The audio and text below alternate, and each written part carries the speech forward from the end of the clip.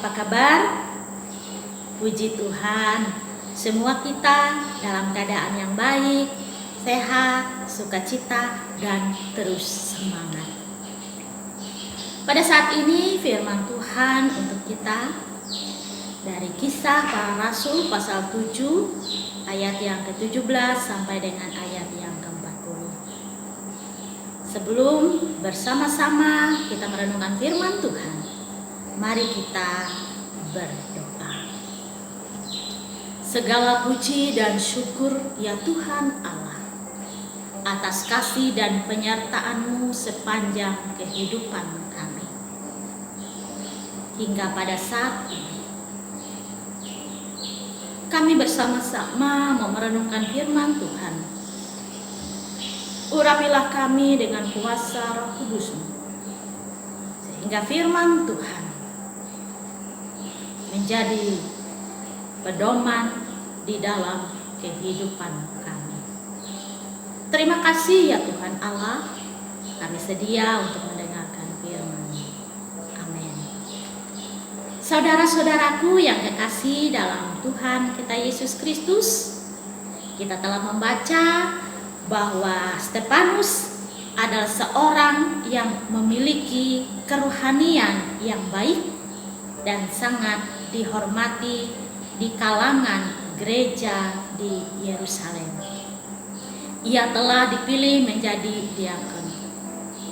Tangan Tuhan beserta Stefanus dengan cara yang sangat istimewa, sehingga ia seperti ke-12 murid yang lain dapat melakukan mujizat dan tanda-tanda. Tuduhan menghina tempat kudus dan hukum Taurat adalah dakwaan yang diajukan oleh musuh-musuh iman Stefanus untuk memperhadapkan dia ke depan mahkamah agama. Dalam pembelaannya di hadapan mahkamah agama, Stefanus menjawab bahwa sepanjang sejarah umat Tuhan telah membangkitkan hamba-hambanya untuk memimpin dan menyelamatkan Israel, seperti Abraham, Yusuf, dan juga Musa. Namun Israel berulang kali menolak mereka, bahkan melanggar firman-Nya.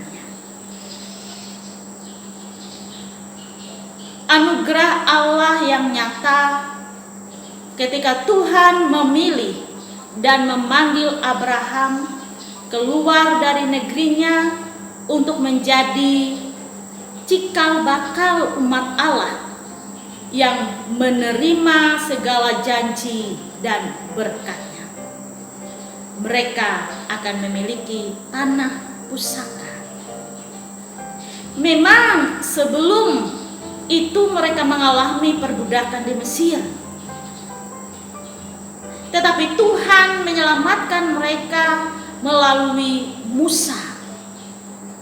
Musa yang berani bertindak membela kaumnya yang tertindas. Musa memimpin dan membawa umat Israel keluar dari Mesir dengan mengadakan mujizat dan tanda-tanda di tanah Mesir, di Laut Merah, dan di padang gurun. Saudara-saudaraku yang kekasih, di hadapan mahkamah agama, Stefanus membuka seluruh kerusakan peribadahan orang Israel sejak mereka dibebaskan dari Mesir sampai berdirinya bait Allah secara fisik. Stefanus dengan jelas mengatakan bahwa orang Israel ketika beribadah, mereka sepertinya menuruti hukum dengan ketat, tetapi sebenarnya hati mereka tidak sungguh-sungguh menyembah Allah. Saudaraku yang kekasih, melalui perenungan firman Tuhan pada saat ini, ada dua hal yang mau disampaikan bagi kita. Pertama, Stefanus adalah orang yang sungguh-sungguh mempelajari firman Tuhan dengan baik. Karena dalam pembelaan imannya, ia bisa menelusuri sejarah iman orang Israel.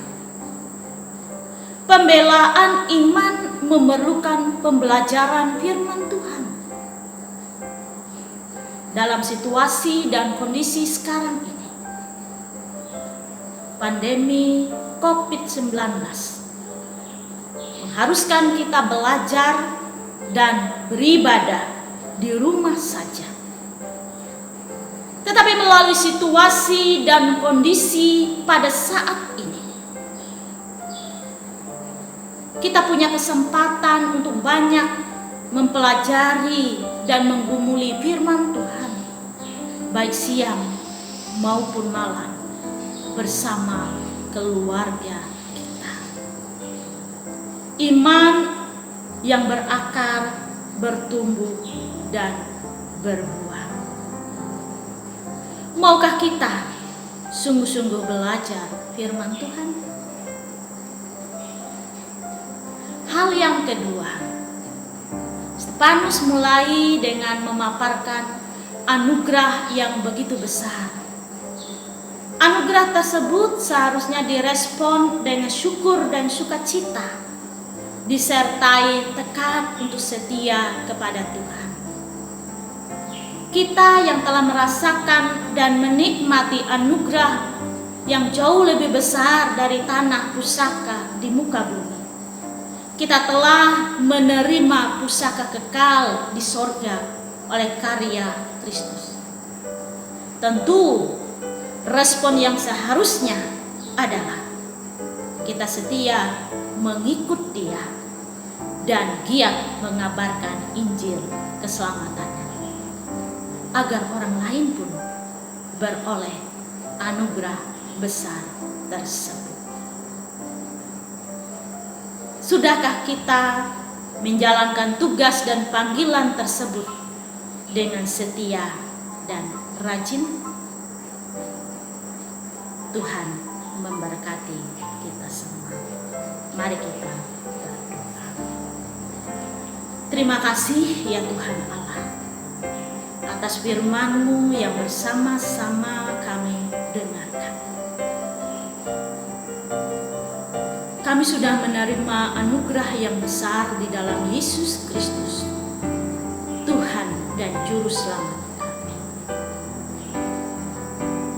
Biarlah setiap kami boleh merespon anugerah tersebut melalui tugas dan panggilan setiap kami.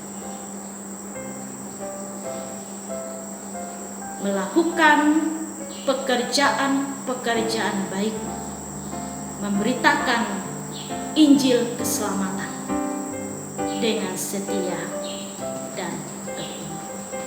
Terima kasih ya Tuhan Allah, Engkau memampukan kami. Amin.